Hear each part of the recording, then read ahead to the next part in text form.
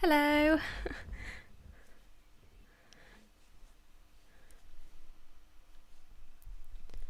Right, okay. I think we're all good. I'm not sure why the thumbnail is all blurry. I don't know why it's blurry, but hopefully I'll change it before I submit the video fully. But I don't know why it's blurry. Just one of the things that goes wrong with live streams, I guess. So hello everybody. We've got quite a few people in already, which is lovely.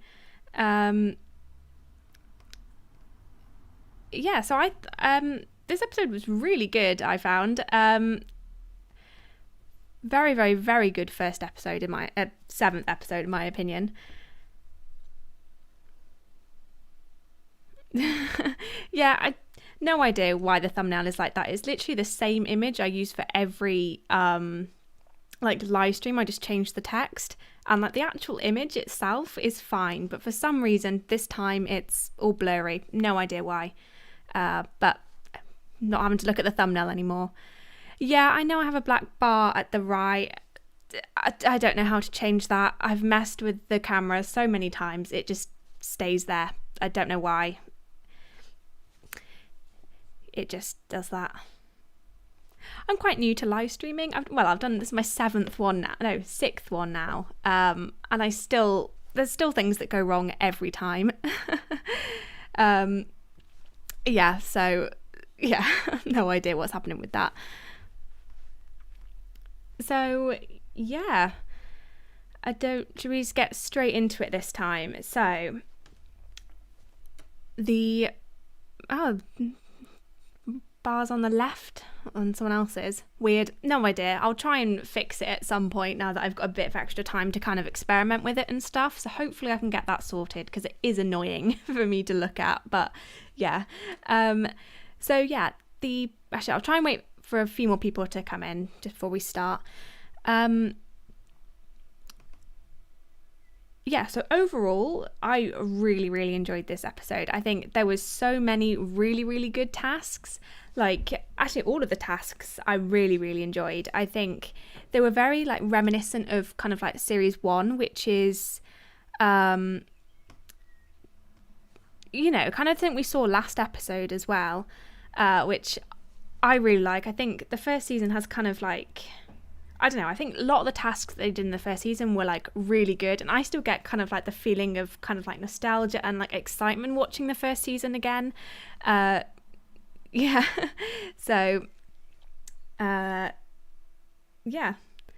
what's the situation, everyone? Charlotte had so many good quotes, and I'm kind of annoyed that she didn't get the the title, the episode title this time. Because she had so many good quotes this time. The title could have been boing, or what's the situation that people have put in the chat. Because I think I saw something on Reddit that Mike has had 5 out of 7 episode title things, which is quite interesting. He does spout some weird nonsense a lot of the time, but Charlotte had so many good quotes in this one. So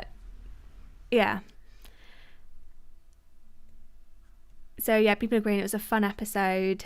The live task was a bit basic, but the rest were already great. I quite like the live task. I think I get what you mean though. Definitely. They've already had Boing Boing as a title. They have. Yes, they have. It's still what's the situation? I think would have been a good episode title. Yeah, Mr. Apple got a good point there. Either 4 or 5 titles are Mike. Lure of the Treacle Puppies was technically Greg paraphrasing. Yes. Christian says, I like the reveal that Charlotte is a pyromaniac on the podcast. Yes. So, her podcast episode was really good. I'm glad that they've got all the contestants to go on the podcast. I think that's really, really cool, because I think Lee is on it next week, and then that would be all of the contestants. Robbie says, live task was one of my favourites. Those typically flop for me. Okay, so mixed opinions on the live task. I enjoyed it. I think it was... I loved seeing them shove spoons into their gloves. I thought it was really good. Right, so let's get into the first task. Oh, just another. How do you feel now that you've finished your dissertation? I feel weird. Like, I've been working on it for so long. And like, when I submitted it, I just felt so, like, I just didn't know what to do with myself for the rest of the day. And I've still got some, like, assessments to do. So I'm not, like, completely done with uni. But I just felt weird for, like, the rest of the day. Like, I felt relieved, but also, like, well, what do I do now? It's an odd feeling, but glad it's done. And hopefully it's all right.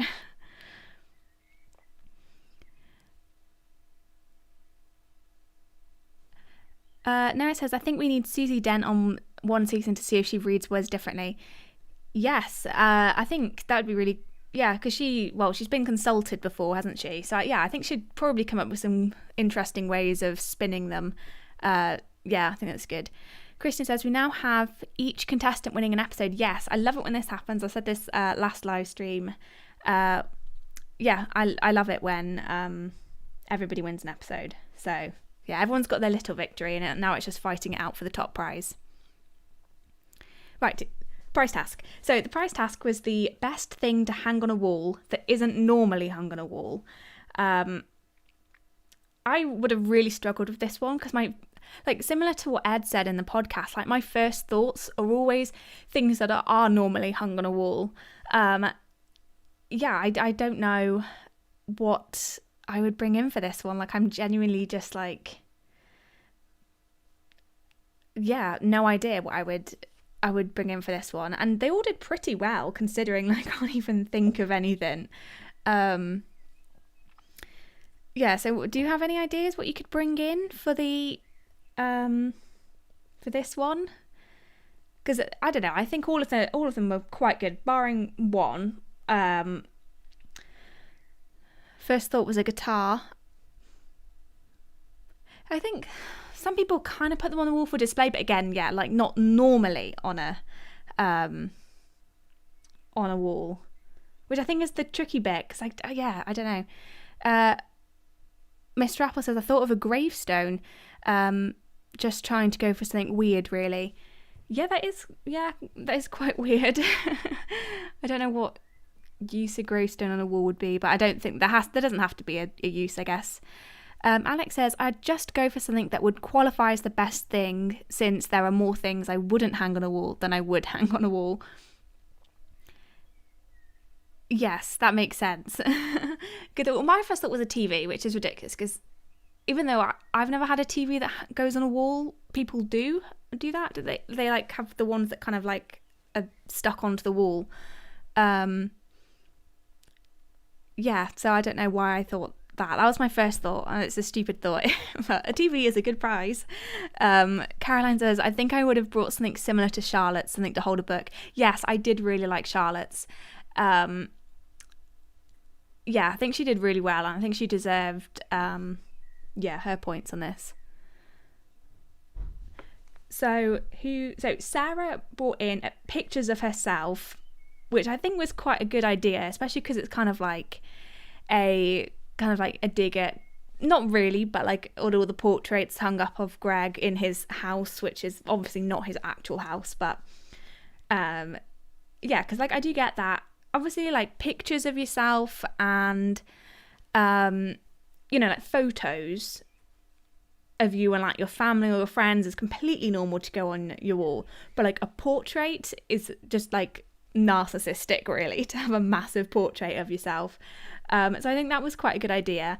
I wish it had actually been she'd commissioned like a proper portrait, because that would have been really cool. But yeah, it was like badly drawn pictures of her, which I think it was obviously funnier. And I think it was really good because she was like, oh yeah, I got my friend painting some pictures of me, so I was imagining to be really good. They just weren't. But I think that was a really good prize, and yeah, she did sell it very well.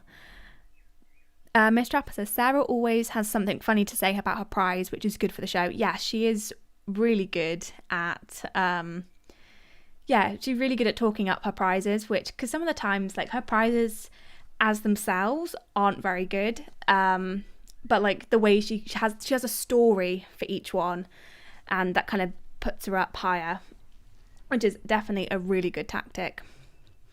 Alex says she sold it well, but I would have probably put her below Charlotte. Yeah, fair enough. I think Charlotte's was really good because she kind of like invented something. And so yeah, hers was like a book that was held up on like a, I don't know, just hanged on a wall. So yeah, she put a book up, which I think is a really good idea. And you know, she sold it like, oh, if you're sitting on the toilet and you're wanting to read, then you can like you know, she said hang it, read it and be free. So I think that was really funny. And then apparently as well, from what she said on the Taskmaster podcast, which I can kind of tell when watching it, is that she completely made up the bamboo stick, thwack and slot on the spot, which I think was really good. And she definitely is getting a lot more confident, like talking to Greg and, you know, bigging up her prizes and stuff like that. So I think that was really, really good. And yeah, I think she totally deserved 4 points. Yeah, I think now looking at it, definitely I'd maybe put Sarah at 3 instead of 4, joint with Charlotte, because Charlotte's is better in my opinion. I did like Lee's bed. Reminds me of the Peter Kay comic relief sketch where he travels on a couch and sleeps standing up. I don't think I've seen that sketch, but yeah, I liked Lee's. I think, yeah, Lee definitely deserved to win this one. Mr. Apple saying loved how Charlotte has developed in the studio. Yeah, she's just getting better and better, which is really good to see. I like it when they kind of, you know, they get more confident in themselves and stuff. If it was a stick instead of sellotape, it would deserve 5 points. Okay. Yeah, I think, yeah, Charlotte's is really good. I like it when they like kind of invent something. Yeah, and then Lee's was the bed on the wall, which he sold it as when you're old and you don't like the feeling of pain in the morning, which I don't really, obviously I don't have pain in the morning, but if standing up sleeping would work for you, then I guess that's good. But I don't know, obviously it deserves 5 points. I'm just seeing kind of like the practicality of it isn't great, but it's a funny prize and it's, you know, it's a bed, it's a wall bed. Yeah, I think, yeah, great prize, definitely deserves 5. Alex says, am I the only who never spends enough time on the toilet to justify reading something? Yeah, no, me neither. I never understood the whole kind of like having a stack of, people have like stacks of like magazines and books to read on the toilet, but yeah, it's a bit odd, but Robbie says Charlotte's ongoing children's presenter audition is top tier. It is. It definitely is.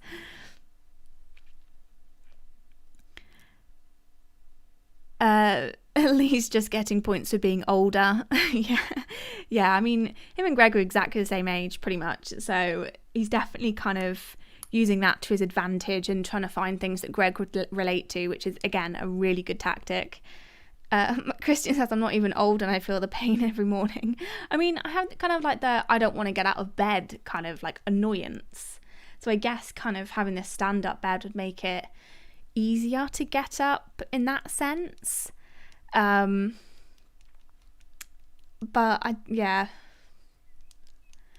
I don't know, I just feel like your head would kind of like fall down and that wouldn't be very comfortable. But again, it's not about the practicality of it, it's just about the actual prize, and the actual prize was really good. Now on to the ones that, again, Mike's prize tasks, they started off really strong at the start of the season, and yeah, the welcome mat, I didn't quite understand this. I'm guessing, so the way he sold it was, I really genuinely baffled me, this one. So like, yeah, so he'll just send people away if they have stuff on their shoes, and I don't know, I didn't get this one. I kind of got the impression of where he was going, but definitely deserved 1 point. Yeah, if it was like, I don't know, like if he sold it as kind of like, oh, this is a really, really nice welcome mat and I don't want it to get ruined, then putting it on the wall. But yeah, definitely deserve 1 point. And then Jamali bought in a mini fridge, which again, mini fridge on a wall is fine. Which yeah, mini fridge on a wall is fine. But like, if he had actually put in more effort to, actually kind of like construct it to go on the wall. You know, like Lee Mack didn't just bring in a bed, he brought in a bed that had like straps on it and stuff like that. And then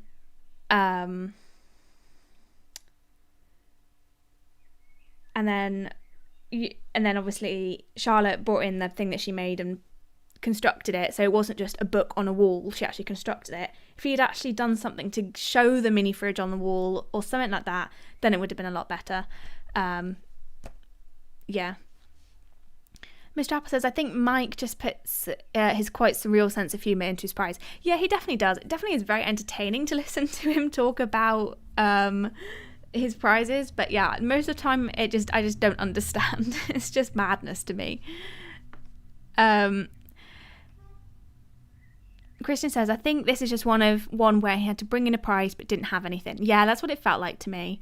But then, good point of kind of like welcome mat fit exactly with the rules. It's like, yeah, I mean it does. It's not normally on a wall, but yeah, I don't know. I think for these kind of prizes, kind of like if it's something that you'd hang on the wall that would be like more like beneficial for you for it to be on the wall rather than where it normally is. I kind of got that impression from it. I've seen mini fridge in wall in a lot of hotels. Okay, fair enough.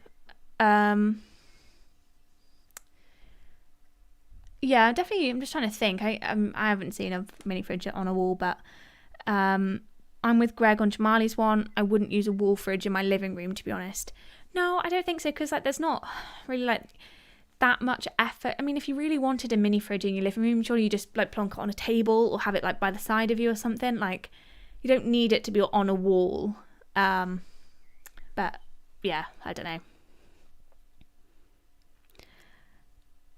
Honestly, I don't blame them for sometimes having meh prizes. If you have to do 10 in a few months, that's really hard. Yeah, definitely. Like yeah.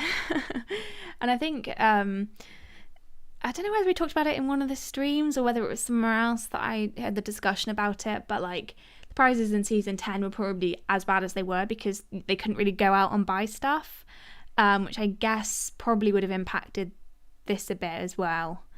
Like you are literally just finding things in your house to put up, but yeah. If he had stocked the fridge, then he may have got more points. Yes, that's yeah, like doing something with it, then probably would have been a bit better than just bringing in a mini fridge. And then they pointed out on the podcast that it did look like that he just kind of took it out of the like the Taskmaster kind of like the dressing rooms and stuff like that. It's going to be a weird height, so you may as well put it on the floor. Yeah, exactly. Like, or if you really need it to be right by you, like just put it on a table by the sofa or something if you really need it that badly.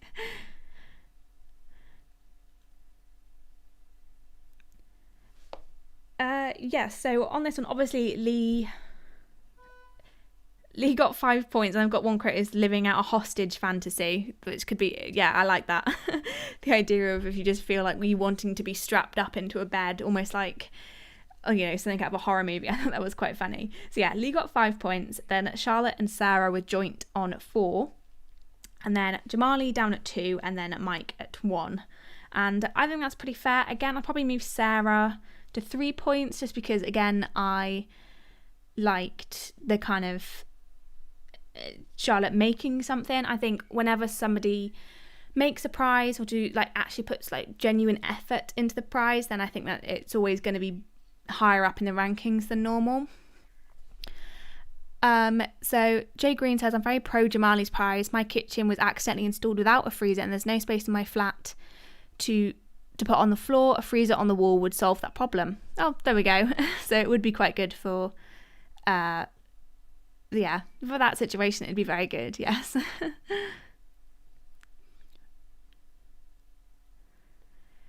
Right, so the next task I really, really enjoyed. I think this was such a great idea and one that I would have just been panicking like throughout the whole thing. Yeah, so first of all, the opening to the task was great. Like, just, you know, reading on the prize, and then as soon as they start talking, goes on fire, and I was like I genuinely felt panicked at the moment. I was like, oh my god, I didn't even see any of that. And I would have been, I don't know what I would have done. Like, on the podcast, Ed says, oh, you could have just grabbed the Ribena and, you know, put it out in the fuse. And I don't know, I feel like in that moment you're not gonna look and think Ribena, put it under and put out the fire. Like, I don't know, I don't think that's gonna happen. For me, I don't know what I would have done. I probably would have stood there and tried to memorize it. Oh, actually no, one of the things I did say when I was watching it the first time was I'd read it from the bottom up, so you're reading them as they kind of burn out, which I think, I'm just trying to think, would it have worked? Because it might have worked, but it definitely wouldn't have wouldn't have got the alphabetical thing if I did it in not alphabetical order. Yeah. I wish someone was quick enough to splash Ribena on the fire. I wonder if that would have extinguished it. Yeah, I think actually splashing it on the fire would have been better than Ed's idea of just putting out the fuse, because if you put out the fuse, the rest of it's still going to be on fire. Yeah, I think, I mean, it's a good idea if somebody was quick enough to do that, but I definitely would have been. Caroline says, my knee-jerk reaction would have been to stop the fire in a panic, but I would have crossed the line, which was forbidden. Yes, I didn't think about that. Definitely, yeah, not allowed to cross the line. Yeah, so unless you could just throw it on, yeah, I guess you could have just thrown it on, and yeah, I don't know.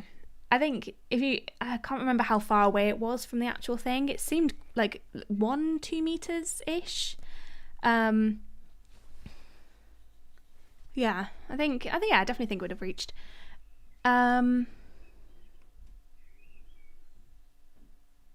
Mr. Apple says, only Sarah noticed the alphabet. I don't see how you could see a zebra, xylophone, and vole and not realise it's alphabetical.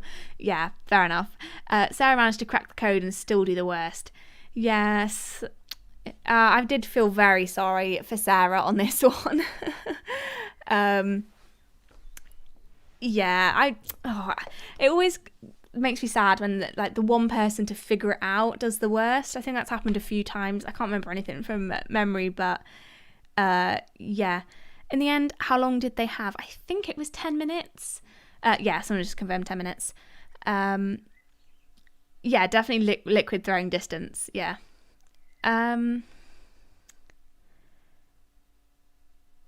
My mum realised the alphabetical link for Sarah. Your mum would be very good on Taskmaster.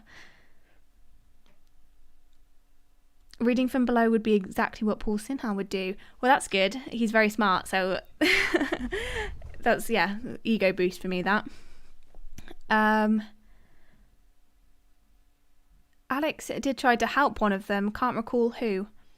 Well, like with this task, he tried to help them, or was that something else? We need to see Champions of the Losers. I think it would be very entertaining to see Champions of the Losers. I understand why Alex doesn't want to do it. Because obviously, I think the reasoning for not doing it is that he doesn't want people to kind of go on and lose, so that they get to be on Losers of the Losers, whatever they want to call it.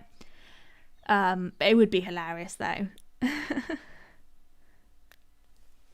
So yeah, also with this, I thought there would be kind of like a hidden thing like there was with the receipt in the last one.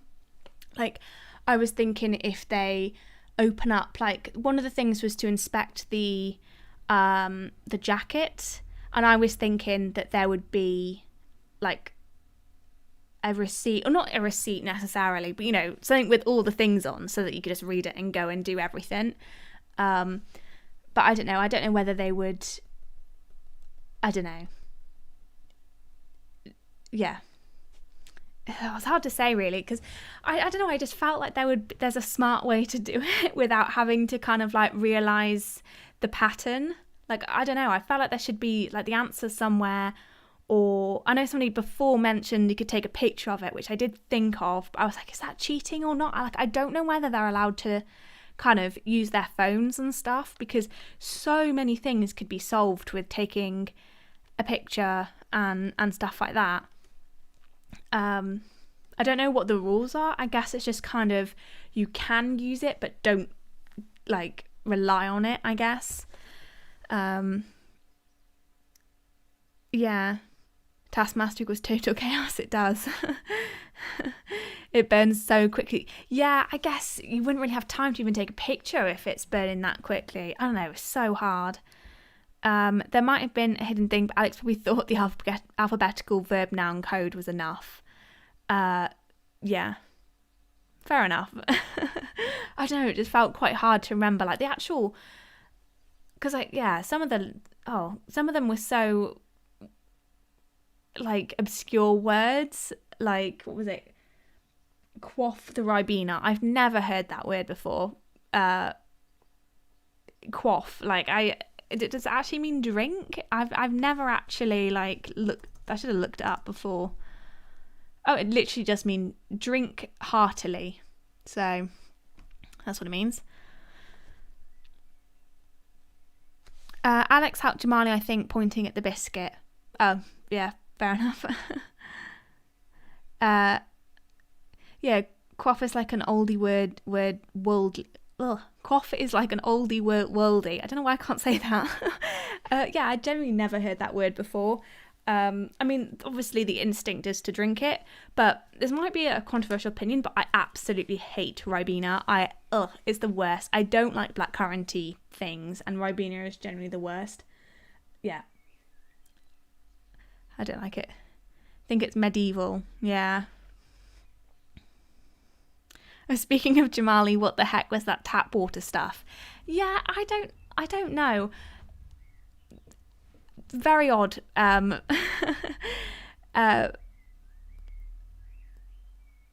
Yeah, thinking that I mean, obviously they do put chemicals in the water, and chemicals mean like chlorine and fluoride and stuff like that, which is like beneficial for us. But I did have a flatmate, like a while ago, who would always like filter the water. I don't know if it's whether Jamali would do that, kind of like filter the water through, because like, I don't know, they came from a place where the water was like really horrible, whereas in Wales our water is nice. At least where I've lived, the water's always been nice. But yeah, I do know people who genuinely have to filter their water all the time, and in America it seems to be very like drinking tap water is not a good thing. But yeah, because I've always seen in kind of like in American things, people complaining that they're not drinking like bottled water, but it's like, how many bottles of water do you have to buy when you've literally got like there's such a waste of like plastic and stuff. I genuinely don't get it, but if it's filtered, yeah, I don't know, filtering makes sense, but yeah, tap water's fine. Like I only really drink tap water and stuff like that, but yeah, very odd. The fire burnt faster than I thought. I expected to be able to read something before it was burnt. Maybe skip the fuse. Yeah, it did burn really quickly. I think, I genuinely, like I said before, I got panicked when it happened. Yeah.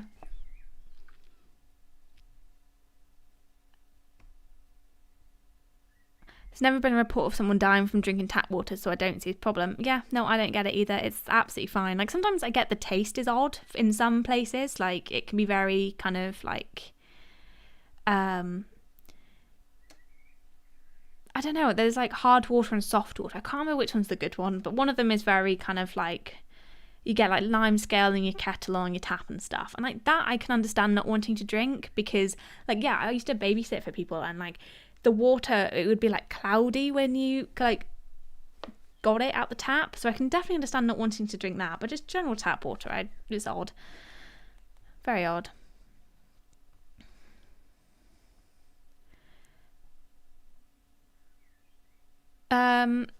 Right, so yeah, Sarah was the first one who did it, and again, I'm I'm so annoyed that she figured out the pattern, but then still came last. Like,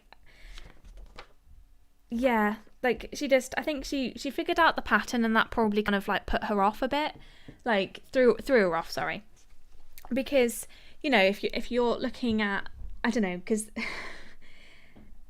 like, yeah, it just descended into madness, her attempt. It was like, right, I've got a xylophone, I need to do something that begins with W, and then thinking wash, and like I had no idea what it was because I completely forgotten what they'd gone through on the thing. I was like, yeah, wash, that makes sense, wash makes sense. And yeah, whack, it was, yeah, I think just the best tactic was just to try and memorize it as fast as possible, I guess. Which, who won this one? Oh, Mike, of course. Yeah, I think, yeah, just memorizing, because like you will get kind of tricked by things. Like, I was trying to remember them like kind of off memory, and I know there was the jacket, which ended up being inspect the jacket, and I was trying to think what things begin with I, like what can you do beginning with I to, I don't understand. I just would have really struggled with this one, I think, if I was trying to go through each one and like kind of like trying to think of a verb that begins with that letter. I think I would have struggled.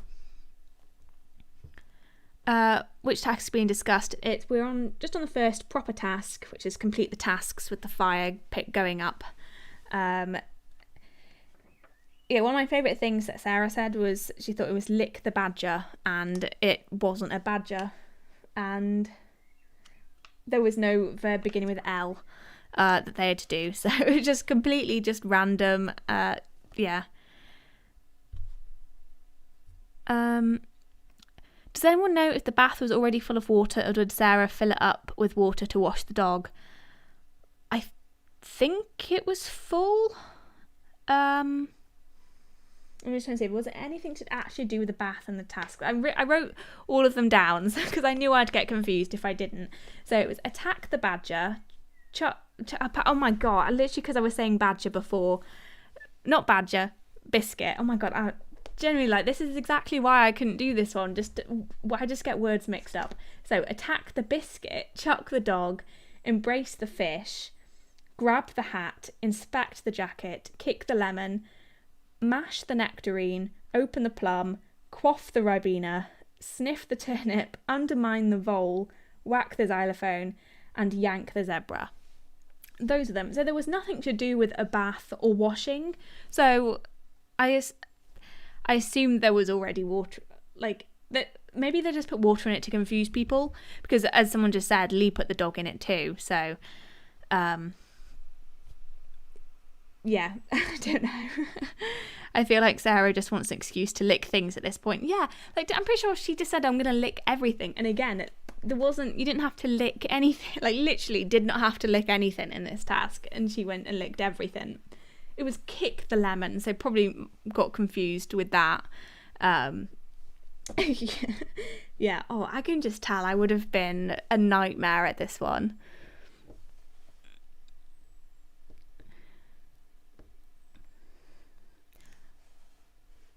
Oh, Christian made a good point earlier. Says the best trick is to memorise the verbs and then just follow the alphabet, because then, yeah, you only have to memorise half the things and just put in order. That's a good one. I like that. Thank you very much for making a live stream discussing Taskmaster. Nobody I know watches the show, and it's fair, it's because they don't speak English. Yeah, well, I enjoy it. It's really fun. I've only got a few people to really discuss Taskmaster with at this point, so yeah. Blue Raven Video says, so maybe the solution they wanted was for people to use the bath to extinguish it, or maybe use it as a red herring. Oh, yeah, that's a good point with yeah, probably as a red herring. Stan says, it's a real shame that Sarah got the least points of this particular task, but the overall scores, it's nicer to see them getting closer. Yes. Yeah, I think that there was 15 points in between first and second, which is definitely an improvement on last time, but she is still well ahead. Yeah. So who is next? Oh yeah, we had Charlotte and Jamali. Oh, Charlotte's first thing was funny, just the lemon falling into the Ribena. Yeah, just absolute fluke. And I thought it would be so funny if that was one of the things to do. But I think it also did kind of disadvantage her in a way, because she didn't, I don't know, she might have not want to drink the Ribena, because there was I don't know, might have thrown her off a bit with drinking the Ribena.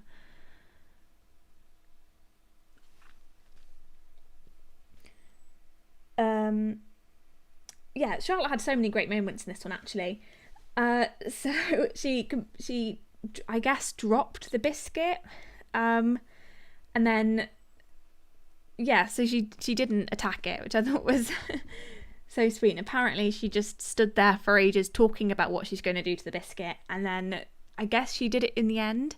But she only got 3 things, so it was the fish and the biscuit and the dog one. I love how that Charlotte seemed genuinely flummoxed by a lemon falling into a drink. It was really funny. I guess it's just kind of like, I'm accidentally destroying it, and just the lemon going in. And what would you say? Plop the lemon in the Ribena, I think was their quote on that one as well. And embracing the fish. That was so cute. Like just holding the fish and be like, oh, it's just you and me now. Like, oh, she is just so adorable. So, and also, another one with Charlotte. I've got so many notes about Charlotte. But when she was talking about like what goes through her brain, and just talking about her thinking patterns, and it's just so relatable. Was the task structure the shapes that formed while it was burnt something for health and safety to ensure it burnt in the correct places, or something else? Probably to ensure it burnt in the correct places, like it fully kind of got rid of all of it, I guess, and destroyed all of it, I assume. Charlotte talking about attacking the biscuit rather than actually attacking it is honestly how I approach everything I have to do. Like, I like the way she properly just tries to think about things, and just obviously there's nothing really happening, which again she does this in the next task as well, and it's just like, it's so relatable. Noah says, I think some tasks are directed at certain people that make their house haunted, was for Charlotte. I think obviously that one is quite related to Charlotte, obviously, because she's in Ghosts. I'm trying to think of what other tasks would be related to people. Alex says, I'm thinking that I'm thinking. Yes. Liam says, surely calling a vole a badger is undermining it. Yes, maybe. I think they did Charlotte did talk about some people kind of getting points for doing similar things that they'd like. So Mike got the points for playing the xylophone, and he got that as whacking the xylophone. And Charlotte says she did the same thing, and she didn't get the points for that. Which is. And then obviously Lee did also chuck the dog while he was attacking it. So I definitely think there was kind of like mixed points, I guess. It's just kind of up to kind of like Alex's interpretation about who did what. I don't think it would have affected the scores at all. Actually, no, Charlotte would have been joint. No, it wouldn't have affected the scores at all if Lee had gotten the chuck the dog and Charlotte had got the xylophone one. They would have been in the same point order. So it wouldn't have affected it, but I can understand that being really annoying.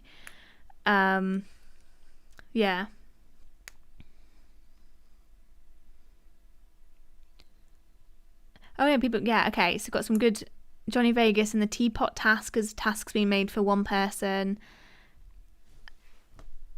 Paul and memorising the cards.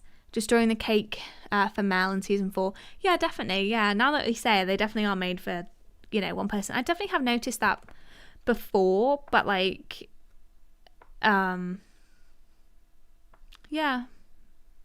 I was just trying to think of other people in this series, I don't know why, that have had tasks specifically for them. I mean, obviously Mike's task. Yeah. It makes sense for Alex and Tim Key being inspired by contestants when they come up with tasks. Yeah, definitely. I can understand looking at someone and be like, oh, I can tell they'll do something good with that, so we'll try and do something, or test them on this thing and stuff like that. Yeah, it's definitely a good tactic.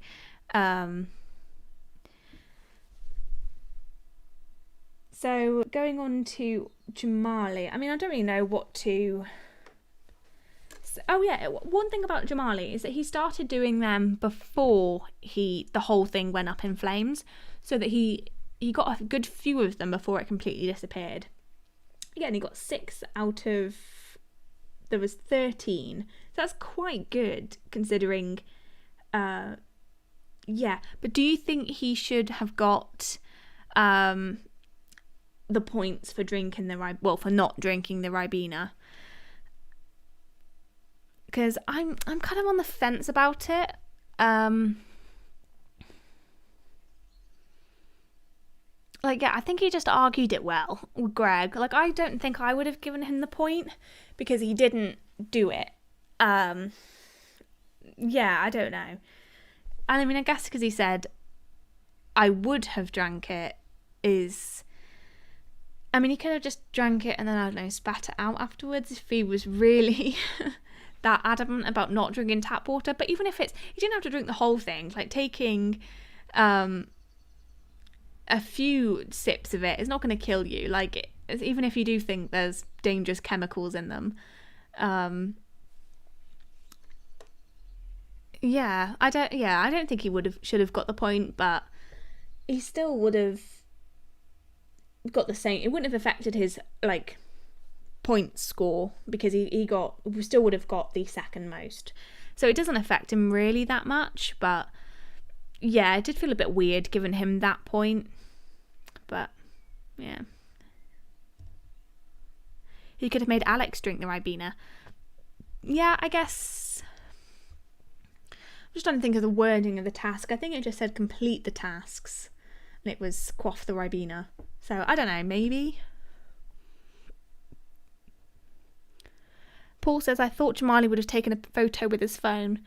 Yeah, I think that, definitely a good option. I wonder if they ever redo tasks from other series that didn't make the final edit. I think they have. I can't remember what task it was, but somebody saw on the opening credits of one of the series that there was a task that we never saw, and then in another series they had that what looked like that same task in the actual final edit. So I think it definitely is possible. I'm just trying to think of I think it had something to do with a balloon, but I might just be completely making that up.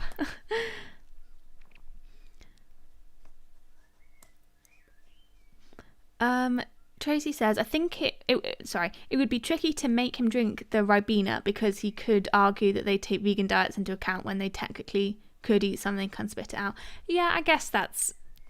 Yeah. I think just the whole thing is he argued it well. So... Yeah, it's not really a dietary requirement. They have been a bit lax with the whole vegan thing, as we said last episode. But yeah, I wouldn't have given him the point. Oh, Alice says they've had pop the most bubbles on this bubble wrap in 3 different series, but I think it never made it to air. Ooh, interesting. Maybe it's kind of one of the starter tasks or something, or a task they do, the first task to kind of get them into it a bit. Maybe.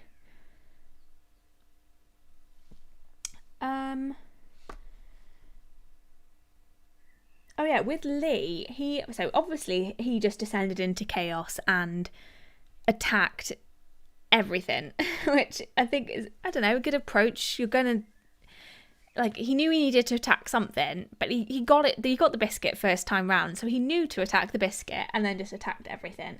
And I think his mistake here was he said he was trying to think of the logical verb, which is logical and Taskmaster don't really go together all the time.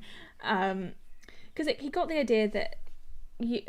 no, we didn't get the alphabetical thing, obviously not. But, like, yeah, he just descended into chaos and somehow managed to get 4 just because it was like, have to drink the Ribena. Yeah. And then Mike, what I liked about Mike is he couldn't find the biscuit to start off with. Like, he was just just searching around, trying to find the biscuit. And he did really well in the end. He got 7, so like over half of them, just about 6.5 would be half. And he did very well. He undermined the vole very successfully. So I think obviously the title of the thing was "You Got No Schutzpah." I don't know how you say it. And then he attacked the vole for having organisational skills that are lackluster and timekeeping skills that are abysmal, which that definitely undermined it very well. And I think obviously it's not really too hard to dispute the overall points, because even if you did kind of take one from Mike, take one from Jamali and add one to Charlotte and stuff, it still would have ended up being the same. And do you think you'd be a stricter Taskmaster than Greg? No, I don't think I would be. I think with some things where there's kind of like I don't know. No, I think I'd be very indecisive as a Taskmaster. Like, I definitely wouldn't be able to be mean. Like, I know it's all like a joke with Greg and you know, that's what makes it funny. I definitely would feel bad being mean and disqualifying people. Are there birds singing outside your window? Yeah, there are at the moment. It's quite nice. It's nicer than the normal cars and people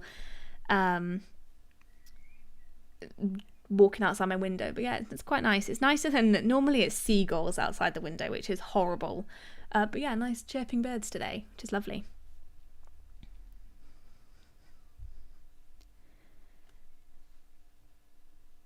Yeah, I haven't actually Googled what it means, but here we go. I'll add another Google search to it.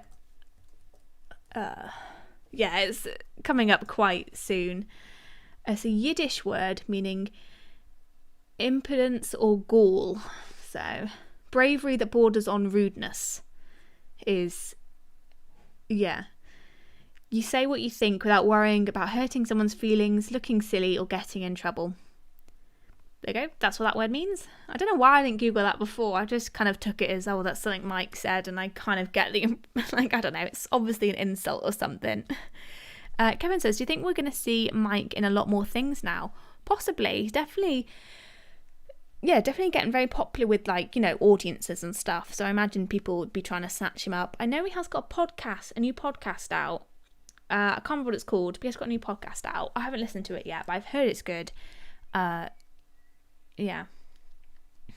Oh, also with this task, I love the editing of it, you know, with kind of like putting the things up on the screen, like plop the lemon in the Ribena, because it made what they were saying kind of seem more ridiculous when the actual things they were doing were also ridiculous. But, you know, being slightly wrong, instead of, oh, yell at the zebra instead of yank the zebra. And it just made it seem stupider, which I think was really good. Really well edited, and a really, really like good overall concept for this task. Mike is like a Victorian teenager stuck in a 21st century adult body. Yes, that is the perfect description of Mike. And he was great in Man Down. He was very good in Man Down. Kind of a similar character to his normal self as well, except probably a tiny bit more reserved overall in Man Down. Oh, yeah, apparently on Google Trends, the day the episode aired, it's the highest amount of searches for chutzpah in the last year. Alex says, we're certainly seeing a fair few comedians springboard onto bigger things after Taskmaster. Yes, it's so good. Also, a Rose Matafeo, who's got a new sitcom comedy show thing out at the moment. It's really good. It's called Starstruck. I strongly recommend. I watched all of it the day I finished my dissertation. That's literally all I did. It was brilliant. It's so good. Jay Green says, waiting to see Mike as a Victorian ghost in Ghosts. Yes, that would be so good. Yes, I would love that. Absolutely. Sometimes I feel like I'm the only person who doesn't like podcasts and never listens to them. It's not my format. No, I'm not the biggest podcast fan. The only one I listen to is Taskmaster, and kind of dabble in a few others if I just kind of not like the idea of the kind of like title or something. It's something I listen to when I kind of like do shopping, or I used to listen to them when I would go on runs and stuff. But like generally I like there to be kind of a visual aspect to it. I don't know why. I find it more engaging. I like seeing the people talk. Personally, this is my opinion.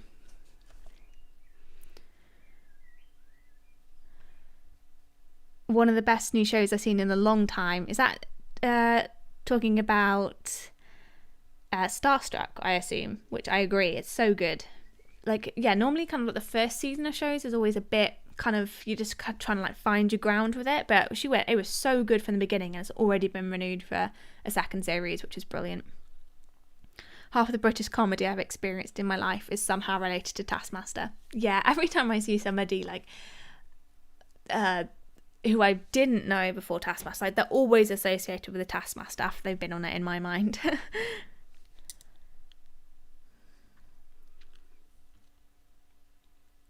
I believe they reused the reused task has something to do with loose enders. I don't know. I can't remember. I saw it on Reddit ages ago, and I genuinely can't remember for the life of me what task it was. Yes, we're talking about Starstruck. Yeah, okay, I agree. It was really, really good. Right, let's go on to the next task. So again, really love this task. I love cooking tasks. I think so. You've got the them being really funny and actually making the task, which is great. And then you've got to watch Alex eat it, which is just, again, it's hilarious, and he puts in so much effort for the show. It's brilliant. So the task was to make the best babushka meal. And yeah, so I've always called them Russian dolls.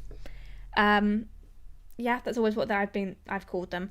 But yeah, so they had 5 minutes to order and then only 20 minutes to make it. And I really wish they'd been given like an hour so they could properly cook something. So like I always love the cooking tasks. Make a meal with every letter of the alphabet was like one of the best tasks ever. Alex says, okay, before we go any further, is a babushka meal actually a thing? Well, they mentioned like a turducken, which is a duck in a chicken in a turkey, I think. I think it's that, yeah, turkey on the outside, which I've never had. I personally, I don't see how that's appealing. Like, I am vegetarian. I haven't eaten them in a while, but like, I don't know, like chicken and turkey is too similar. Like, it's just too, I don't know, too much for me. But yeah, I love that some of their dishes fed the entire crew. Yes, it was. I like it when they do that. I think that's lovely. I can just imagine how nice it was to work like on that day, and then you've got really nice meal. Yeah. Felt very reminiscent of the flag meal task. Yes, definitely. I love the cooking ones. I think they did one on the Taskmaster New Zealand, I think. I can't remember what it's called, what the actual task was. In How I Met Your Mother, they had a turkey inside a turkey. Yeah. Yeah. Poultry overload, even for me, a meat eater. Yeah. I don't know. It never seems appealing to me at all. Oh yeah, before the task even started, I think Mike was amazing by finding the task under the table without opening the Russian doll. And I just love how like uncertain they are whenever they don't have the task right in front of them. To Ducken in the States, first hear about it for the Thanksgiving holiday. Okay.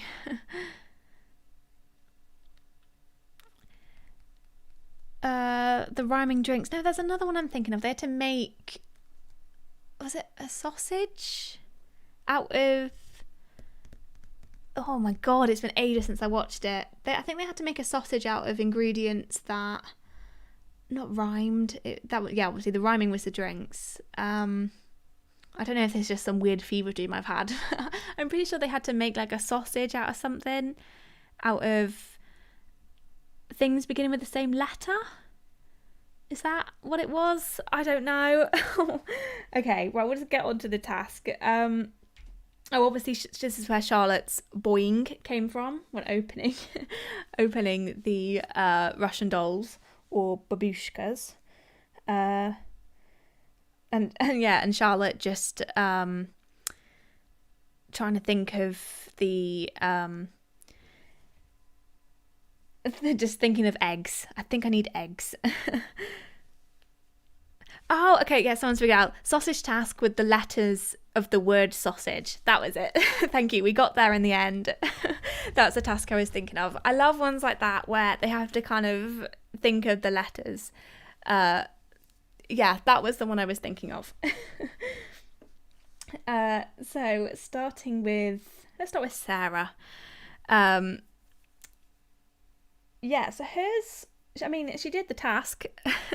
It started off, I think the first thing, it looked all right. And I liked how she was thinking, oh, lime?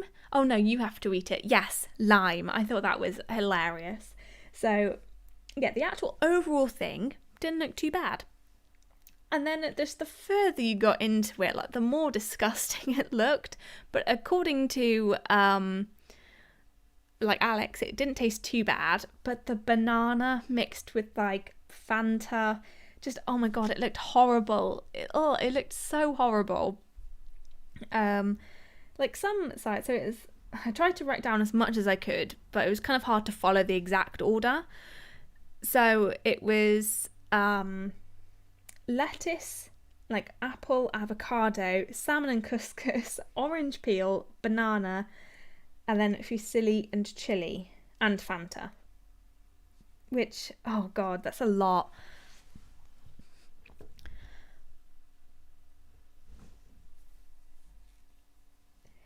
Yeah, so, but yeah, there were some nice parts in that, and there was a lot of courses with that. And yeah, I think 4 points is good for hers. Limes are nice though. Yes, I do love limes, but I guess she was going with the lime peel. I guess. Oh, two people just said. Caroline just said the Fanta was just too much, and then Alex says the Fanta was a frankly confusing addition. Yeah, I don't know why she added that on. It would have been fine without it. Like, why would you want to add liquid to that? Especially I just can't get the banana image out of my head. Alice says, if anyone says lime, it immediately makes me think of Phil Wang yelling a lime in Series 7. Yes, I honestly, like, whenever I am asking for a lime, first thing that goes through my head, absolutely. You only need to take out a couple of those things to make it a nice meal. Yes, so obviously the fusilli and the chili, fine. Salmon, couscous, avocado, that's nice. Yeah, just the Fanta and the banana, like, I'm generally baffled about why she did that, but yeah. And then, so next was Mike's, and he did his ridiculously quickly. Yeah, in 4 minutes, they said, he made his thing, and he had 20 minutes. And he also complained about, oh, we only have 20 minutes to do it, and then decided to only take up 4 minutes. So I like the presentation of his, like it being wrapped up in a wrap and then what looked like a strawberry lace around it, which he looked so confused that Alex ate that, which I thought was odd because it obviously looked like part of the meal and the nicest part of this meal. So it was bread and olives, but it was actually a wrap and olives. And yeah, I'm not an olives fan, so I'm like Alex. Olives would have just been horrible, would have made the whole meal worse. Yeah, and then a scotch with a cream egg inside. So he only had 3 things with his, but like, yeah. I feel like he could have definitely done more. He could have used his time a lot better. Like, I don't know. I definitely think his was the weakest. Like, when I first saw it, I was like, oh, this is quite good, you know, it being wrapped up and everything, and the scotch egg revealing like the cream egg in the middle. Like, it was, when I first watched it, it was good. But yeah, I think, yeah, compared to the rest, it's definitely the weakest, just because there was less like to it, and nothing. Yeah, I don't know. I can't get rid of the oozing cold soup from my head. Yes, we'll talk about that in a second.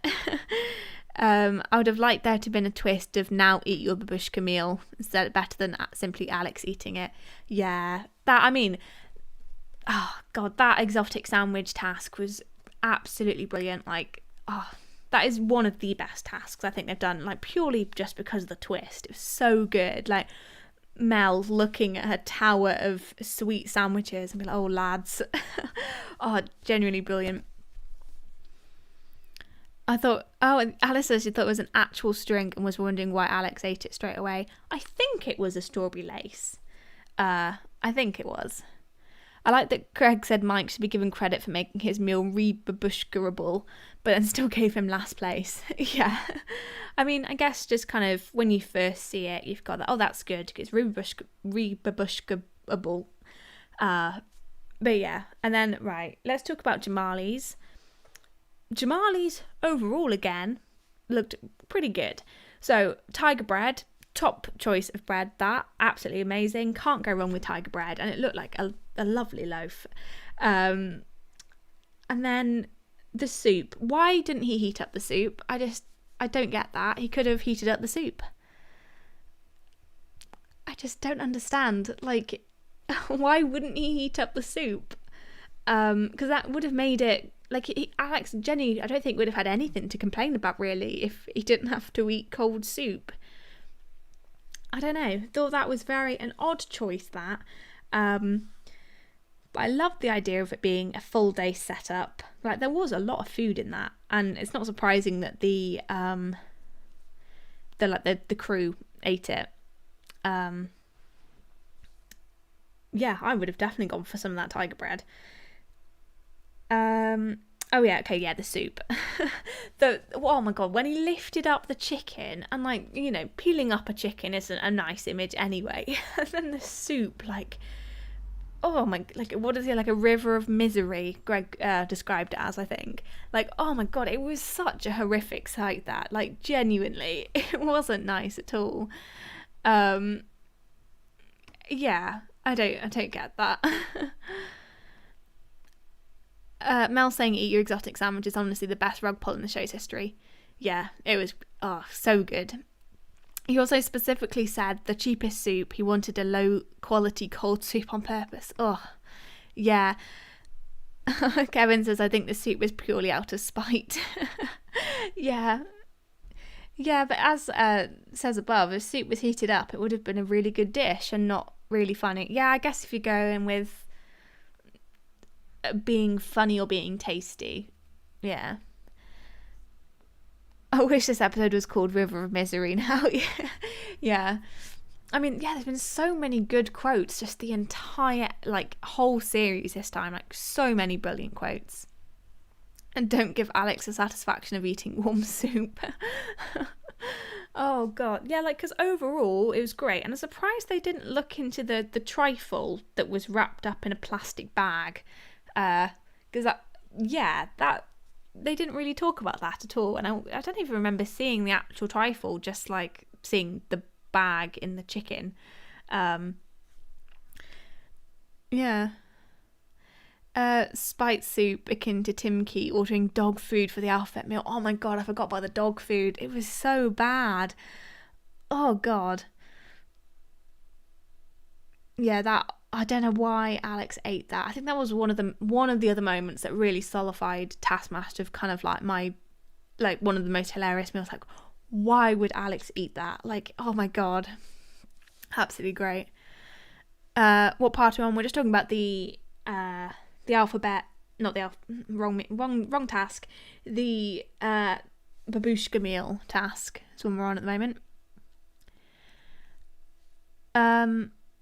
He didn't warm the soup but cooked the chicken properly. I assumed he got a pre-cooked chicken because he wouldn't have time to cook it because only had 20 minutes. So I assume you can get like cooked chicken and stuff. I think there are some health and safety concerns with raw chicken. Yeah, unless they made him kind of cook it all. But you can get like whole chickens that are cooked and everything. So that's what I assumed he did. Yeah, I don't know. Apparently he did train to be a chef. Which, yeah, again, as he also said, he can't tell. I mean, it looked good, apart from the soup. So, yeah, I think a well-deserved 5 points. Well-deserved 5 points there. It was really, really good. Definitely put a lot of effort in, which is great to see. And then, Lee's was funny as well. I really enjoyed Lee's. So melon was one of my first thoughts. Even though I don't like watermelon, but like I wouldn't have to eat it anyway.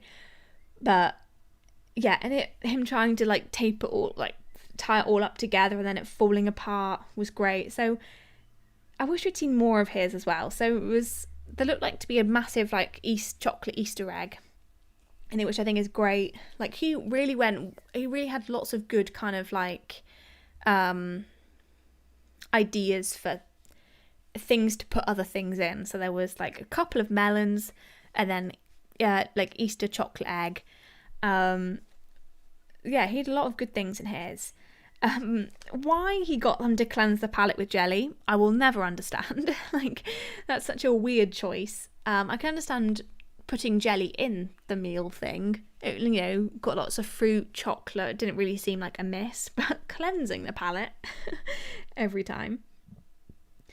And then what did we have? Oh, and then there was Tic Tac, P, and then 100,000. I wonder, I still don't understand why that pea tasted so good. So a minty pea with jelly, I guess, is, yeah, don't understand that.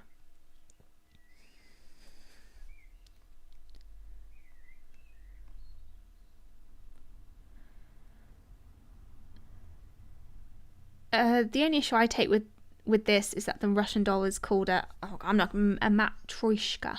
Is that how you say it? Matryoshka? And not babushka. Yeah, I mean, I've always called it a Russian doll, so yeah. Perhaps they did the bottle jelly task before, so Lee was inspired. Oh, that's a good point. Probably. I don't know why you'd do that task and think, you know what I'm gonna do is make jelly. I don't know. That would have put me off jelly, if anything. Mint commonly goes with peas. To be fair, mint peas are top tier veg. True, that is a good point. But like with the jelly though, that's the main thing with the jelly. Like, I don't know, I guess if it was strawberry jelly, so strawberry and kind of like mint kind of go together. Like I've had, no wait, do they go together? I don't know. I think I've had kind of like a strawberry mint drink before. So yeah, I guess strawberry, mint and pea, maybe that's a new idea to have. Oh, I can't imagine it being nice, but Alex loved it. So yeah, fair enough. Babushka is the Russian Santa. Oh, okay, maybe an issue with translation then. With that, I have heard the word babushka before, which I think somebody said before this, when she was like, you call your grandmother like babushka and stuff like that. Yeah.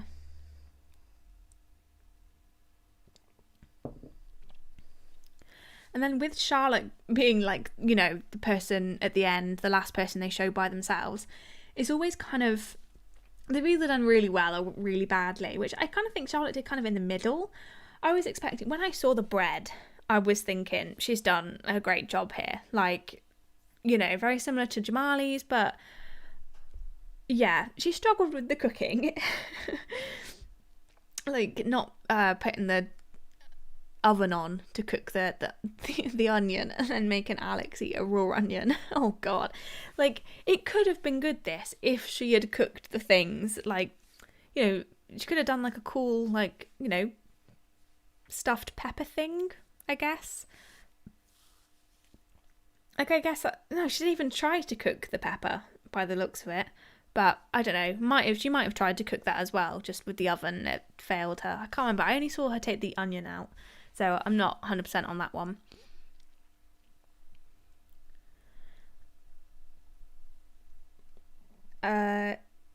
Yes, I love that she didn't put a plate. She didn't need a plate.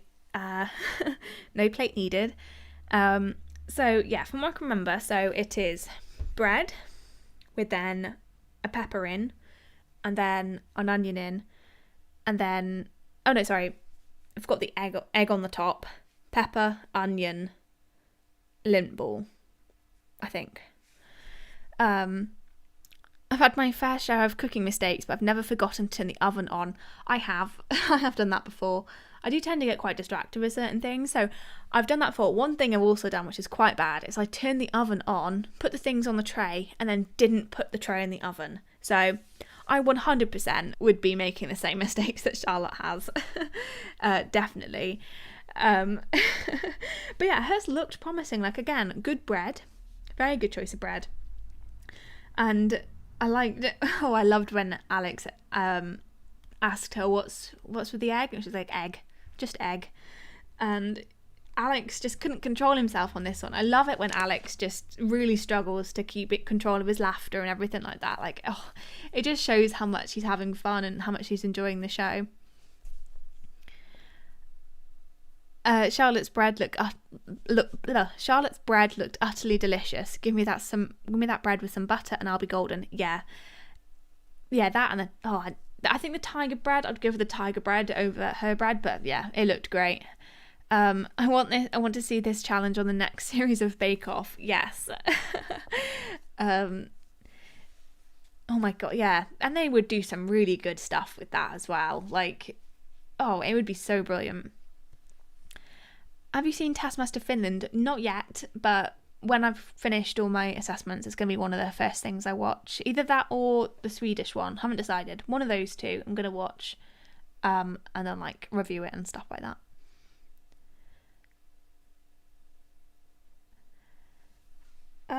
There's something else I wanted to say about. Oh yeah, the pepper and the lint ball, and yeah, what it looked like. Like, Alex just, I don't know why he just made it worse for himself, but I think he knew Charlotte was like grossed out by what she had made and just kind of played with that and made it worse. Like, they're trying to suck out the chocolate and only getting the middle bit out, and then like plopping it. I think, oh god. He made it worse, and the fact that Charlotte just could not look at the meal she had served him was hilarious. And yeah, eating the raw onion, oh god, I would not have done that at all. Absolutely no way. Yeah, so overall, Jamali won with 5 points, and he fully deserved that. Then Lee and Sarah joint with 4 points, which again I think is quite well deserved. Both of them had lots of layers, and you know, not too bad kind of food wise, especially from what Alex said. Like, they obviously didn't taste too bad, and they were like surprisingly nice, like the Sarah's one. Yeah, and then he was originally going to give Charlotte and Mike 2 points each, which I personally probably would have given I don't know, actually. I definitely think Charlotte's was better than Mike's. Oh, if she had cooked it, she would have gotten so many more points. She turned the oven on. Yeah, and then he didn't want Mike looked too smug, and Greg didn't want to let Mike get away with it, and only gave him 1 point. Yeah, I don't know. I think 2 points each would have been fair. I get that it wasn't a pretty sight, but I don't think it was as gross as everyone made it out to be. I think it was just, I don't know, it did look odd. I think it was just what Alex was kind of referring it to, and then, going with it and stuff like that. So on to the team task next, and I would, it genuinely looked infuriating. It's very similar to the one from series 1 again, from the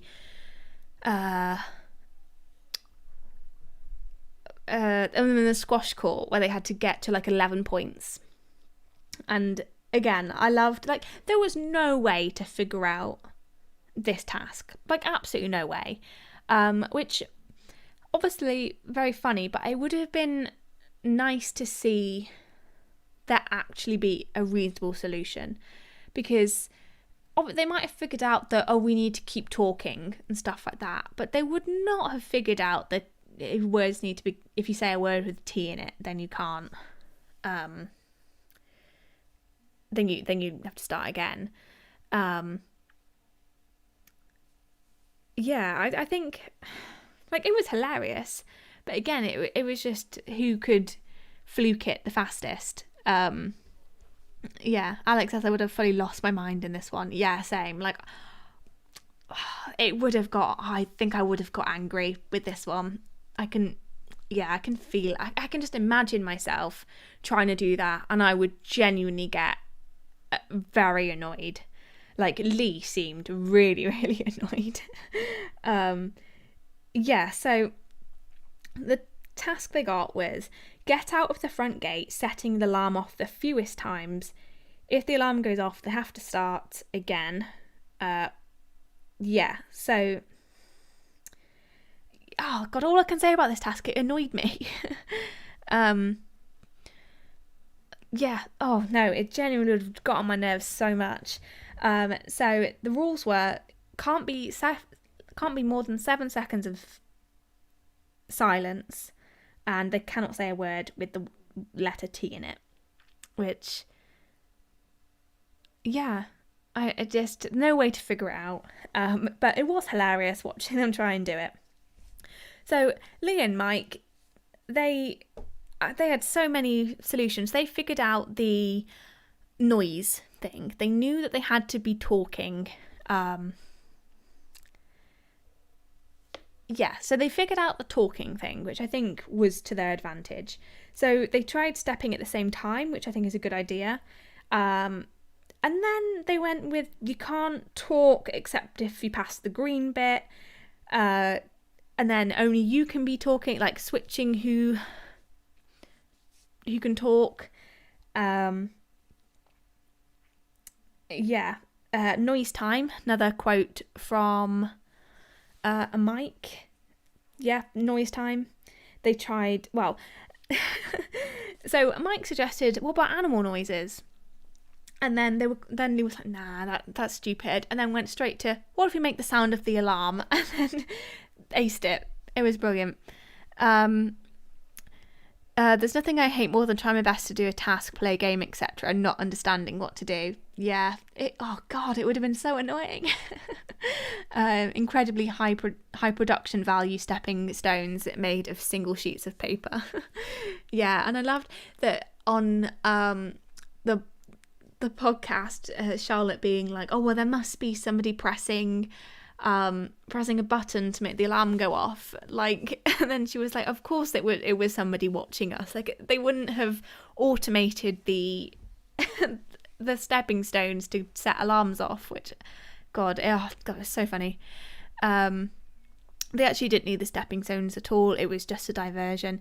Yeah, I thought they were kind of going to go down the route of, if they step off it, then they lose points. But yeah, it was genuinely just to maybe just slow them down a bit as well. To, you know,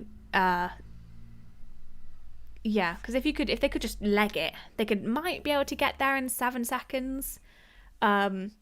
Maybe. Yeah, I don't know. Lee is definitely getting more bossy during team tasks. Good thing that Mike is so laid back. Yeah, I think he really did get annoyed with this one.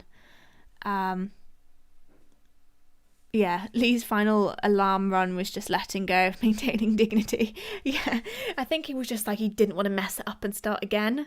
He was just like, I've got to get there as fast as possible. I've got to do it.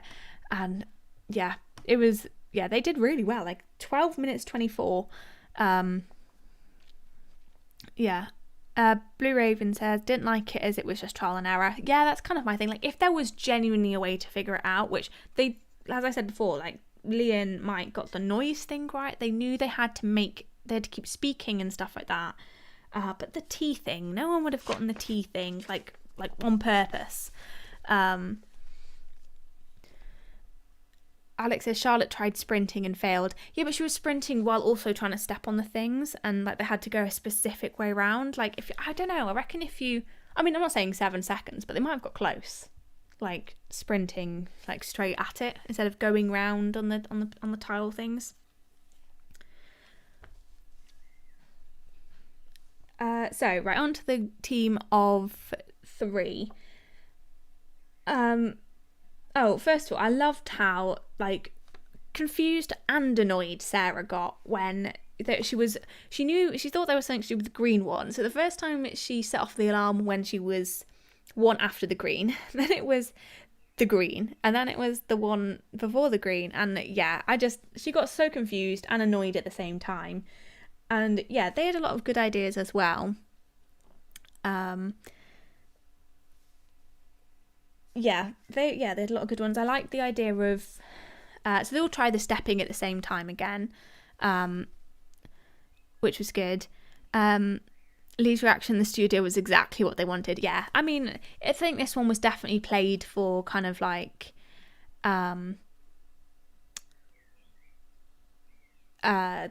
just like kind of like the laughs really, rather than kind of, I don't know. Yeah, it's hard to describe really. Oh yeah, I like the idea that they had to try it. They thought they had to sabotage the person with the alarm, like setting off the alarm. Yeah, and then there was, let's say the colour. The first colour they said, like, and every time they got to white, yeah, it was just so funny. Blue Raven says, I think it would have been a better task if there was also a hidden solution like the Pink Lady's task in Series 8. Yes, definitely.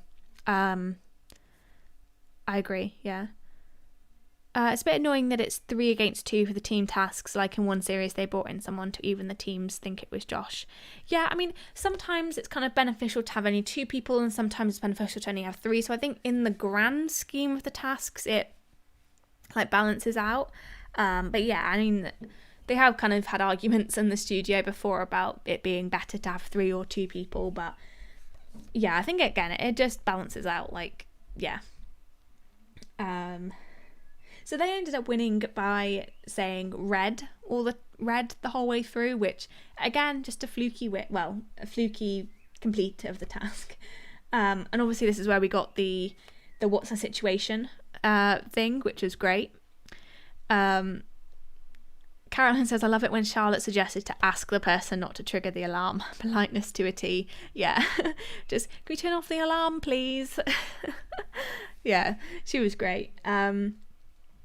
So the group of 3 took 15 minutes 50 and they set off the alarm 34 times.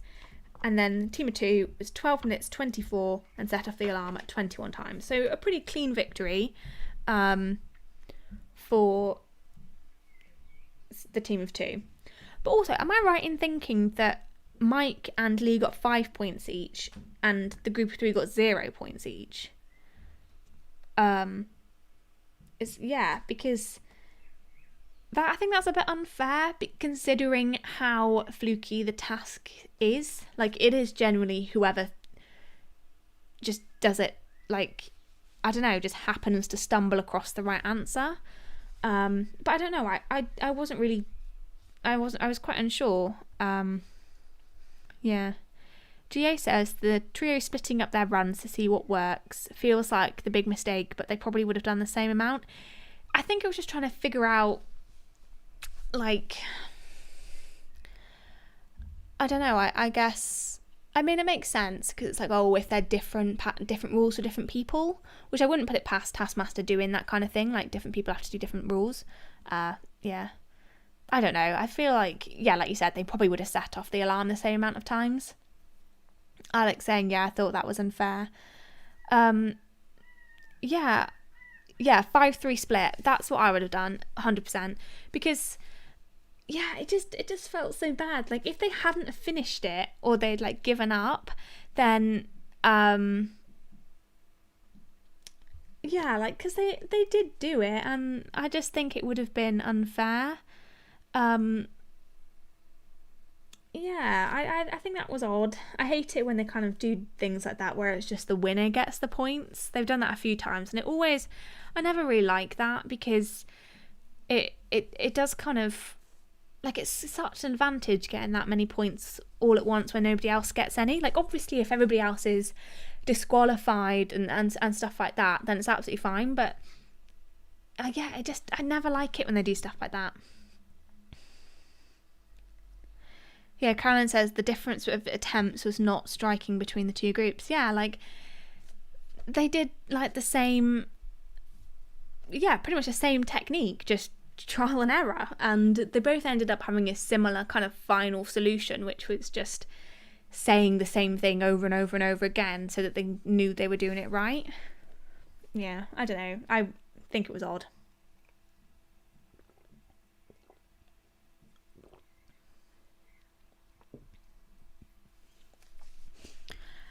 Caroline says, it felt like they were really wanting to make Lee win this episode. At the very beginning, Alex mentioned that he hadn't been the only one not having won yet, which felt a bit forced. Yet they have kind of done this kind of thing before, where it does seem like they are being, you know, a bit point heavy with certain people to make them win an episode. But I think he would have still won regardless of if the group of three had got 3 points each, because he did have a good lead in the end. So I think he still would have won anyway, which is the annoying thing. Like, I do like everybody winning an episode, as I've said before, but I don't like it when they force a win. Yeah, I don't know.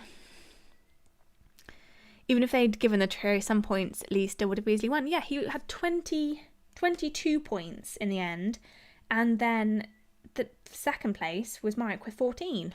Like, he would have easily won. Like, yeah, very unfair, in my opinion. Very unfair.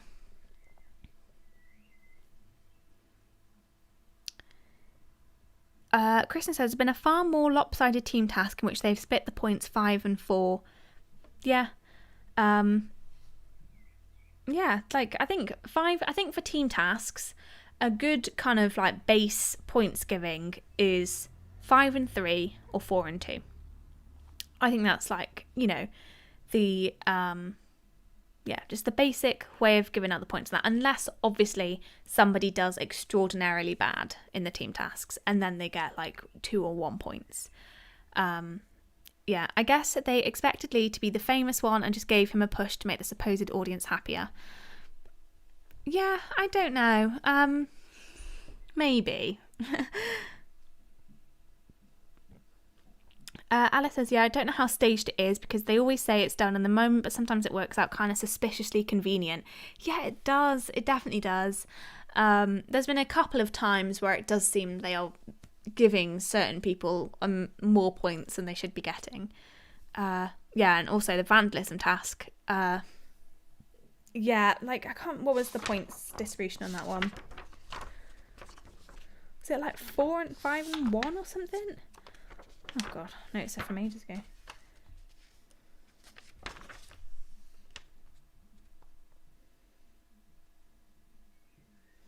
Yeah, 5 and 1 for that one. I don't know why that took me so long to find.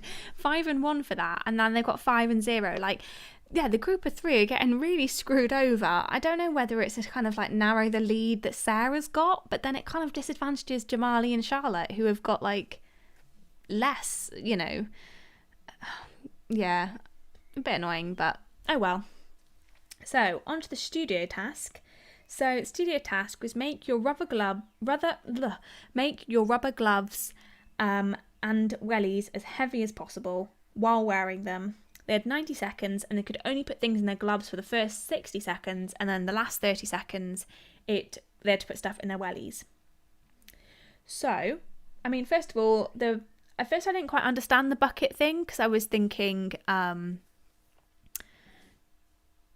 it's not really making them wellies heavy, but then, like, in the end, I was like, actually, yeah, this does make a lot of sense. I thought they would, like, I don't know, I didn't think they would go for the bucket thing. I don't know why, but I think it was a really good idea. So things that were in the bucket were spoons, marbles, and gaffer tape. There's some great moments of Charlotte just pouring the things into her wellies. So someone just mentioned Jamali screwed up. He did. So he was the first one to think of the gaffer tape idea, which was a genius idea, gaffer taping the bucket to the legs. But then he took off his gloves, like, almost immediately. And I can understand, like, it would have been very difficult to get the gaffer tape off, like, with rubber gloves on your hands. But, yeah. Do you think he should have gotten the bonus point for that, for coming up with the bucket technique that then Mike and Lee used? I think it's nice. I guess it's just kind of like not getting fully disqualified. What do you think? Do you think he should have gotten the point or not, like the bonus point? Because, yeah, obviously he deserved to be disqualified. I think he would have gotten 4 points. So, yeah, kind of in second place. But I don't know. I'm kind of on the fence. Because I think it is... Yeah, I don't know. I think the bonus point was fair. Yeah. I mean, because, yeah, it must be so annoying to come up with the idea and then other people doing it and then getting more points than you. People often steal tactics in a studio task, so it's nice to see someone being rewarded for being the architect of it. Yeah, I think that's happened lots of times before. I think the one that comes to mind is the balloon task with, like, the bread, like that. I think, was that series 3, Sarah Pascoe doing that first? Or was it a different series? I think it was series 3. I think... is it even possible for Charlotte to win at this point? No, I don't think so. She would have to win all the points and nobody get anything else. Like, I don't think she can win. The Jamali point is valid as the others only copied him. I think it was out of the box, so why not? They did provide the tape. Yeah, I agree. I love that when cleverness and ingenuity are rewarded, so I love bonus points. Okay, most people are on board for bonus points. Sometimes people would have gotten disqualified in tasks, but Greg puts them in last place, so they get a point. Yeah, it's basically the equivalent of a bonus point. Yeah, I think it's definitely fair. Like, he is basically coming last place, or joint last place, because Charlotte only got 1 point as well. And also, one thing with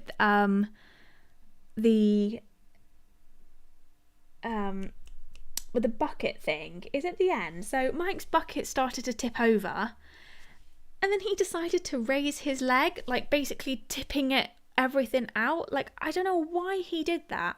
I was watching, I was like, why is he lifting his leg? Like, yeah, I genuinely did not understand why. He literally just screwed himself over with that.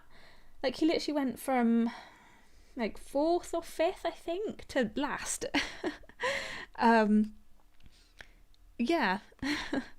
Do you think Charlotte should have gotten the bonus point for figuring out the code on the first task? Yeah, I think that would have been fair. Like, yeah, considering she came last, I think giving her 1 point as kind of like a well done for being the only one to figure it out would have been quite nice. Yeah, definitely.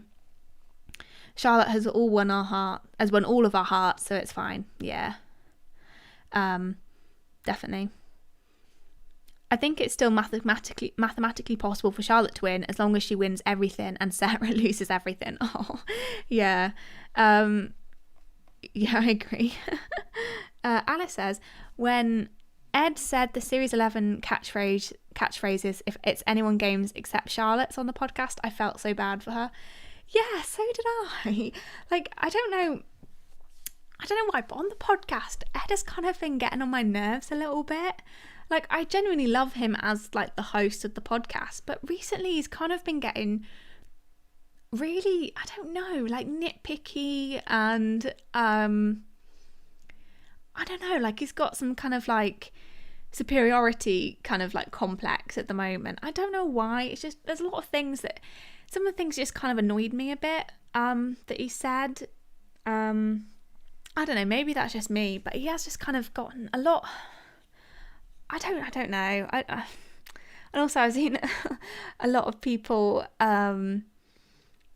complain, like, and me as well, about the amount of ads on the podcast now. Like, I get you need ads, like, that's absolutely fine. But it's the same ad over and over again for like 3 minutes at a time. It annoys me. Like, at least vary up the ad. Like, talk about different shows from Now TV. God, it just, yeah, annoys me. Charlotte can win if she wins every task and Sarah doesn't score more than 35 in the next 3 episodes, assuming the standard 5 points per task. There are no team tasks. It'd be really cool if she managed to get out of last place. Yeah, it'd be so good. Northern Stick says, I feel so protective of Charlotte, like she's my daughter, even though she's older than me. I just want her to do well and give her hugs when things go wrong. Yeah, I definitely get that. I think it's because she just seemed to get picked on a bit with, out of the rest of them. And yeah, I do just want to give her a hug. Perhaps Ed's trying to be more mean like Greg, maybe like the Taskmaster. Maybe, yeah. Ed is getting way too sure of himself. It's about having fun, especially on the podcast, not winning everything. He's an interviewer now, not a contestant. Yeah, I agree. Like, I don't know. It's just, like, I don't know. When I'm talking about, like, yeah, I kind of, like, critique the points and stuff, and that's all fun and games and everything. But I don't know, like, I guess because he's been on it and he's like, oh, well, I would do this and I would do that. And, like... So, like, we talked about last week, like him having, like, being mean to Katherine Parkinson, like, I don't know, it's a bit odd. The ads are the most irritating things. They are, aren't they? Like, so it's been the same Now TV ad placement that he's doing, and he's talking about the same show and saying for this 3 times in the same episode. Like, mix it up a bit. I was hoping for the late surge of Moan last series, but a surge from Charlotte is even less likely. Yeah, it is. But I don't know, we can have hope. I'm rooting for her, just to narrow the gap a bit, because she is quite far behind at the moment. Yeah.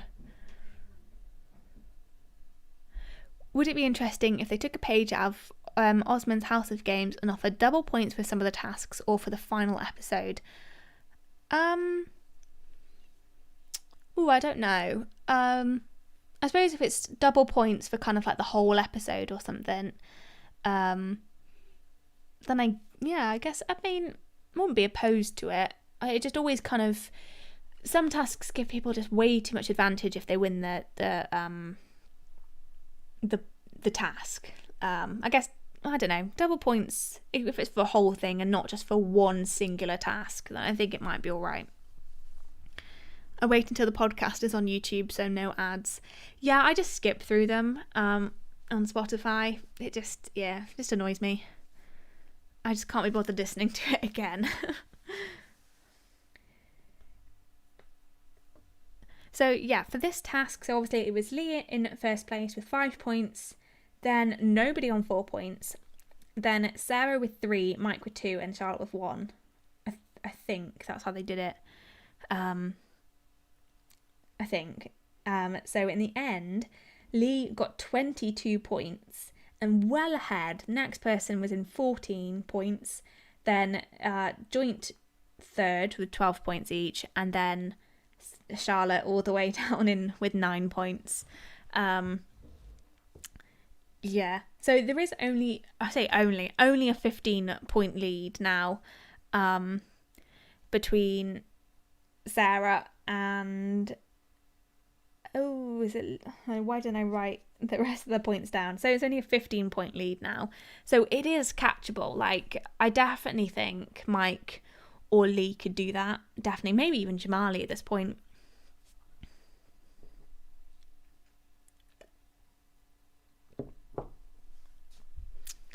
What do you think about the themes? Russian, Western, East Asian, etc. I think it's a really great idea to kind of vary up kind of like the portrait and the general vibe of the house. I think it's a really good idea. I hope there's a South American theme next. Does it seem to be directional northwest, east, and then south? I never noticed that. Yeah, that'd be quite cool. Yeah, definitely. I think there's loads of different themes they could do. I'm trying to think of all the ones that they have done. There's been some really good ones. I like the one at the moment, like the kind of Russian theme. I think that's really good. I'm just trying to think of other themes. I don't know. There's loads. I like this series theme. It's really cool. Yeah, definitely. Like the whole like the Russian kind of like portrait of Greg, I think is really good. I think it is one of the best portraits in my opinion. I like the Van Gogh one, or Van Gogh, or however you say it. I think that one was really good. Ooh, a Scandinavian theme. That is a good one. Yeah. I can just imagine Greg painted as kind of like, I don't know, with the hat. Like, yeah, like, I don't know, but that'd be nice. I love how they've leaned into changing the aesthetic every series. Loved last series the most. Yeah, I'm trying to remember what last series is. I always forget them. Like, all I can remember is the portrait. Greg's portrait looks a bit like Stalin somehow. Yeah, I think they have kind of gone with the communist kind of theme. Japan was another theme, yes. Anime Greg was whack. Yeah, I felt like it was supposed to be Renaissance or something. Yeah, the trailer for Series 11 was like Renaissance-y. With kind of like, you know, Alex as a jester and stuff like that, and then somehow went to Russian. Yeah, I honestly thought it would be kind of like Renaissance kind of themed. Yeah, I think they should definitely do that theme. I think that'd be really good. I also like the New Year's special old movies theme. Yes, that was a really good one. Yeah, definitely. Oh, Wild West. Yes, of course. We didn't get Cubism yet, right? I'd love to see a Cubist portrait of Greg. Oh, I'm not really sure what... let's look at Cubism.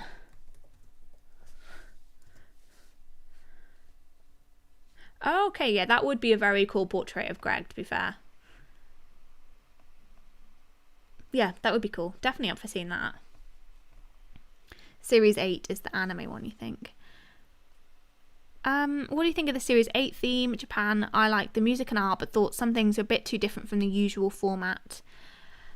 I think I agree with you. Like, yeah, I think the art was quite cool. Yeah, like the anime painting was a bit a bit different, but I don't know, I think I haven't hated any of the themes at all.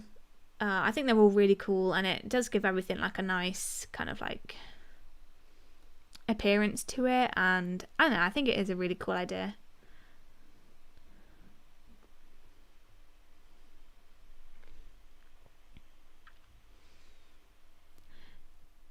Picasso, have they done a Picasso-y one? They've definitely done another painting.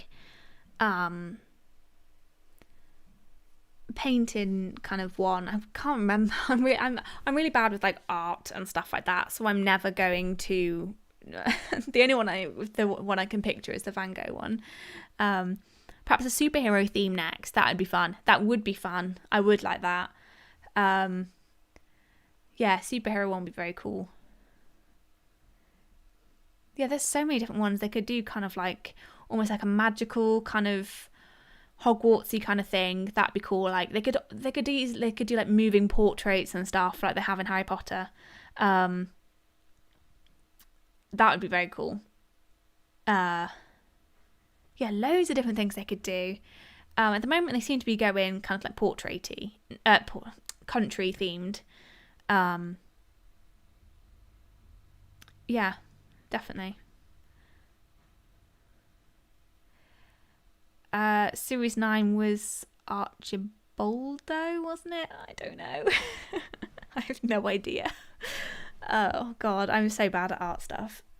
My sister would probably know some of these. She does art, but I have no idea.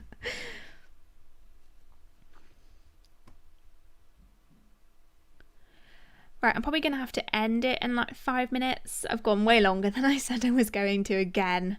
But yeah. There was a video on Twitter of someone making a huge portrait of Greg using mini Rubik's Cubes. It'd be cool if they... Yeah, definitely. I love that.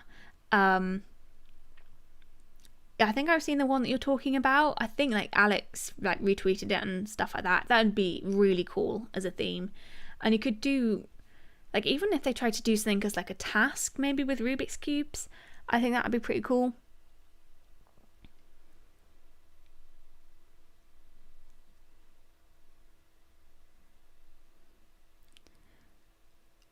I'd love the Castlevania box art style in a Greg portrait. Ooh, I don't know what style that is either. Castlevania. It sounds cool. There's so many like periods of history they could do, like I don't know, like Egyptian would be quite cool. I like always really enjoyed like Egyptian kind of history. That would be cool. What else? I don't know, like as we said before, like the Renaissance-y kind of thing. That would be cool as well. Maybe like kind of like Georgian ones. So like you've got the portrait of Greg with like the white like big hair and everything. Yeah, that'd be very cool.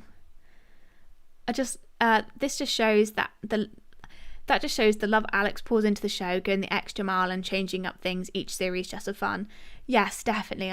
Oh god, it's such a good show. Like there's so many like cool things that come. It's just such a good show. Like just all the little like quirky little things about it. I just love it. It's so good. Roaring Twenties. Yes, definitely Roaring Twenties. That'd be so good. I'm surprised they didn't do that for like the New Year's treat, because that was kind of like, oh no, that was for 2021. I guess they could. Would have been cool if they did the New Year's treat for 2020. Have they done Steampunk yet? I don't think so, but that would be cool. Yeah, Steampunk would be cool. I feel like I can really imagine it being them doing like a steampunky vibe with it. It's kind of like making me question whether they have. I don't know if they have done it. Who's the most unexpected, insane contestant? Mine is Sally Phillips. She's absolutely insane, but in a really fun way. She has zero personal space. Yeah, Sally Phillips. Yeah, she really, really just so crazy and just brilliant. Just trying to think. I guess, I wouldn't say she was insane, but Katherine Parkinson really shocked me. It's kind of like, it just wasn't how I expected her to be at all.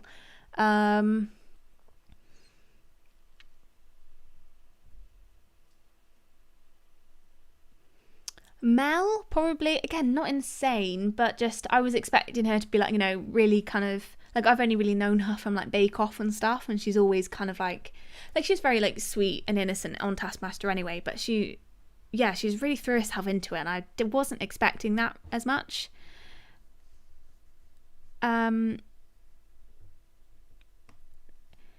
Oh, goth as a theme, that'd be cool. Yeah.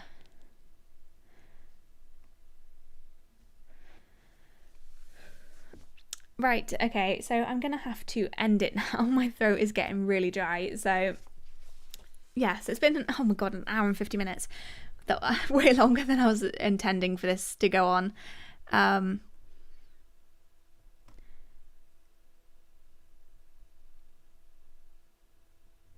So yeah, sorry, I'm just getting confused when the chat's moving fast. Yeah, so thank you very much again for joining me. I'll probably definitely be able to do this next week as well. I can't see any reason why I wouldn't. But yeah, I'll try and put up the stream kind of like in the morning, and probably put up a community post in the morning as well. I know a couple of people said that